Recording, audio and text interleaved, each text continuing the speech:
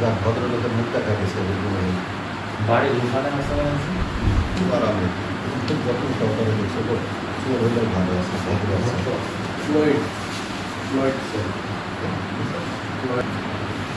হ্যাঁ ওই জমি বিক্রি করে দিতে হবে। লুঙ্গি পাইনি বিভিন্ন অবস্থা তো রাত্রি গেল না কি হ্যাঁ ফুলদা সিম সিম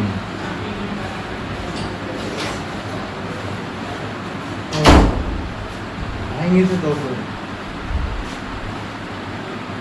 প্রতিদিনের ন্যায় 8:30টার দিকে আমরা অফিসে প্রবেশ করি। সেই হিসাবে আমরা এসে দেখছি যে আমাদের সাব রেজিস্ট্রি অফিসের গ্রিল কাটা এবং ভিতরে লোক মনে হয় লোক ঢুকে এখানে বিভিন্ন রুমের তালা ভেঙেছে। আমাদের মনে হয় যেন এরা চুরির উদ্দেশ্যে অথবা কাগজপত্রের উদ্দেশ্যে তারা এই অপ্রীতিকর ঘটনা ঘটিয়েছে। তবে এগুলো আছে সরকারি জনগণের সম্পদ, এখানে আমরা রক্ষণাবেক্ষণ করি, এগুলা আমাদের দায়িত্ব। সেই হিসাবে যারা এই কাজটা করেছে খুব জঘন্য একটা কাজ করেছে। সকালবেলা অফিসে এসে দেখছি মূল গেট আমার ঠিক আছে, মূল গেটে তালাও ঠিক আছে, তালা খুলি ভেতরে এসে দেখছি এই এই তালা খোলা আর এই তালা কাটা। হ্যাঁ, তারপর আমি নিচে যাই, নিচে যে কোনো গ্রিল কাটা আছে কিনা দেখি, কোনো গ্রিল কাটা নেই।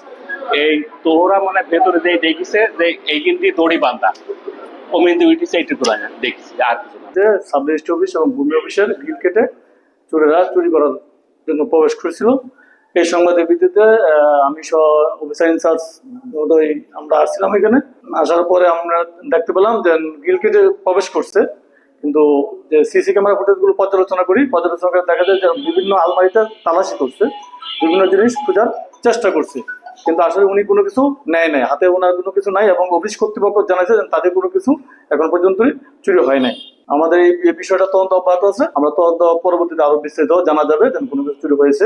এই আসার পরে জানায় যে এরকম প্রত্যেকটা দরজার লক কাটা, চোর ঢুকেছে। তারপর আমাকে দেখায় কোন দিক দিয়ে চোর ঢুকেছে। তো আমি দেখলাম যে কোথায় কোথায় ঢুকেছে এবং প্রত্যেকটা আলমারিতে দেখলাম যে এরকম লক ভাঙা বা এরকম কিছু।